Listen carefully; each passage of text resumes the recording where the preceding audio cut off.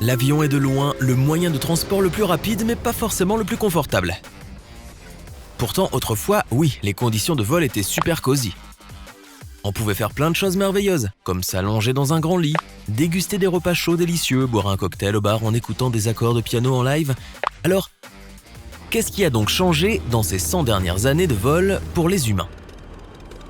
Le premier avion à avoir été construit est le Wright Flyer, fabriqué par les frères Wright en 1903.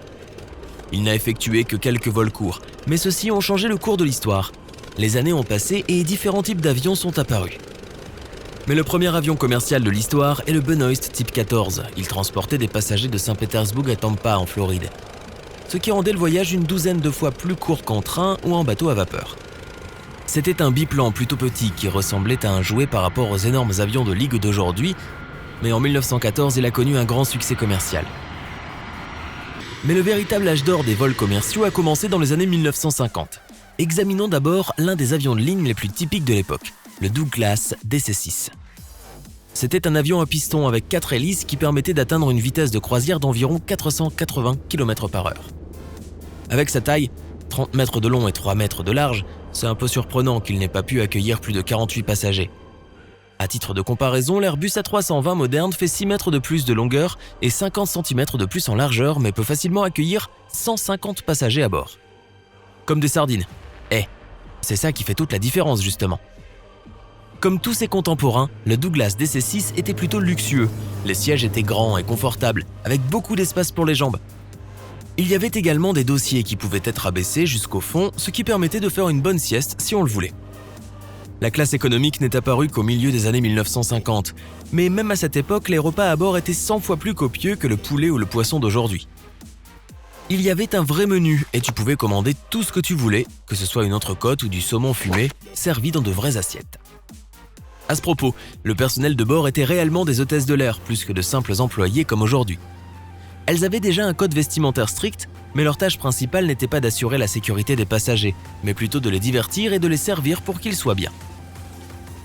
Ce n'est pas étonnant, les vols étaient encore relativement nouveaux à l'époque et ils étaient coûteux.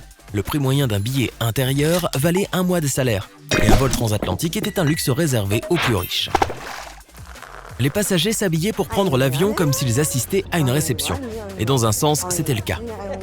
En fait, la socialisation était le seul divertissement à bord, à part lire un livre ou un journal, et la nourriture et les boissons étaient comprises dans le prix.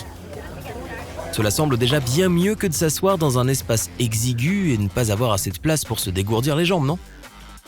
Cela dit, les avions d'aujourd'hui ont beaucoup plus à offrir en termes de divertissement. Des écrans personnels avec des films variés, des émissions de télévision et même des jeux, des magazines à lire et bien sûr, des achats à bord.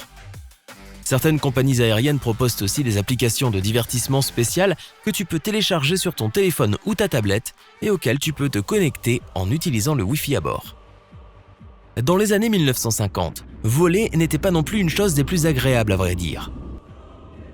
Comme je l'ai déjà évoqué, les avions avaient des moteurs à piston, tout comme les voitures, de sorte que leur vitesse et leur altitude étaient limitées. Le Douglas DC-6 pouvait atteindre une vitesse maximale de 580 km/h et une hauteur plafond de 6100 mètres. Les avions à réaction moderne volent généralement à environ 770 km/h et montent jusqu'à 12 000 mètres au-dessus du niveau du sol. Les basses altitudes des anciens avions signifiaient des turbulences plus fortes et plus fréquentes. Si c'était le cas aujourd'hui, tu aurais probablement peur, surtout si l'avion tombait tout à coup de quelques centaines de mètres.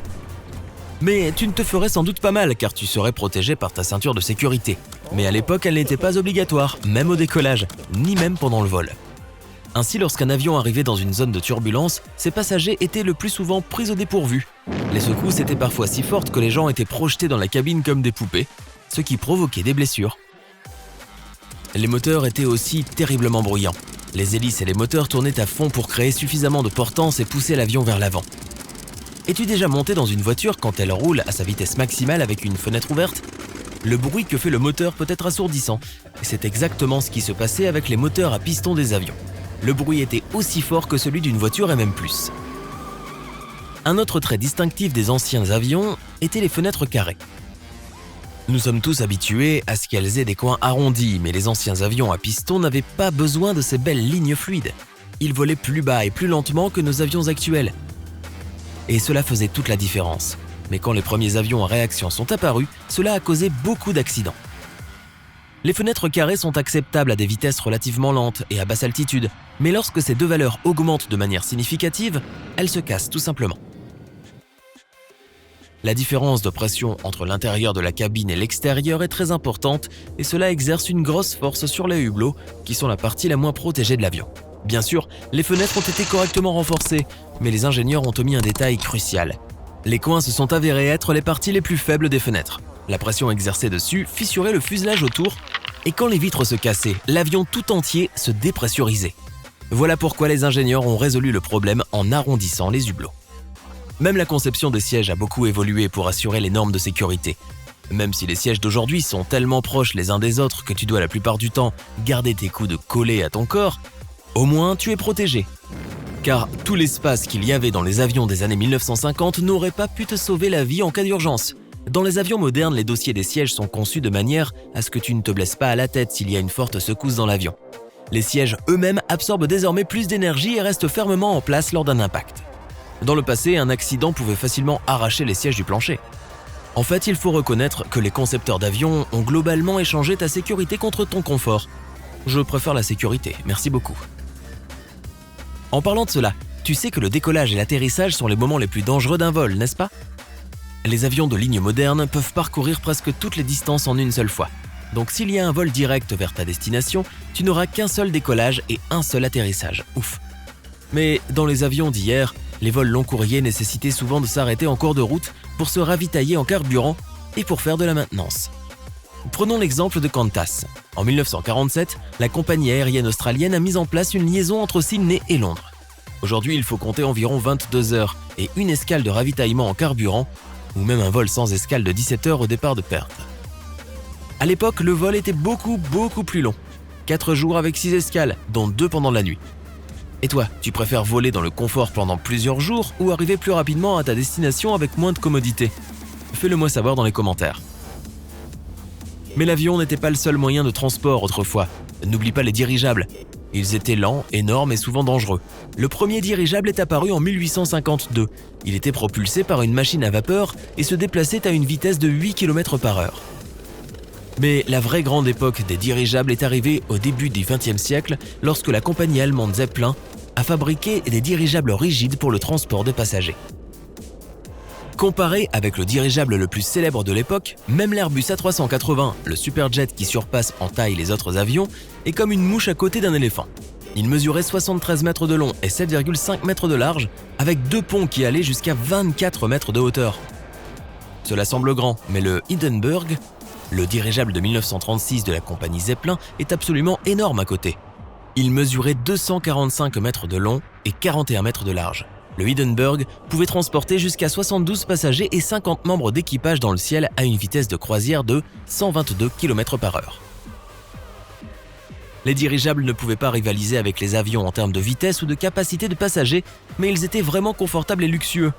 Ils auraient pu devenir une attraction touristique, un peu comme les bateaux de croisière, s'il n'y avait pas eu la catastrophe de 1937 du Hindenburg au-dessus du New Jersey. L'engin rempli d'hydrogène a explosé un peu avant d'atterrir et a fait 35 morts. Ce terrible accident, filmé en direct, a stoppé la production de dirigeables de passagers pendant plusieurs décennies. Aujourd'hui pourtant, on parle beaucoup du retour des dirigeables géants.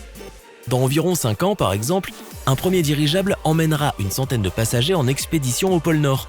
Il utilisera de l'hélium, qui n'est pas un combustible, et ne risque pas d'exploser. Bonne nouvelle, n'est-ce pas ? À vrai dire, ce sera moins une expédition qu'une croisière de luxe pour les riches. Les billets coûtent 80 000 $ tout de même. Mais qu'importe, ce nouveau dirigeable marque quand même la renaissance des grands palais volants. Et si tu as appris quelque chose de nouveau aujourd'hui, alors donne un j'aime à cette vidéo et partage-la avec un ami. Et voici d'autres vidéos que tu devrais apprécier. Il suffit de cliquer à gauche ou à droite et de rester du côté sympa de la vie.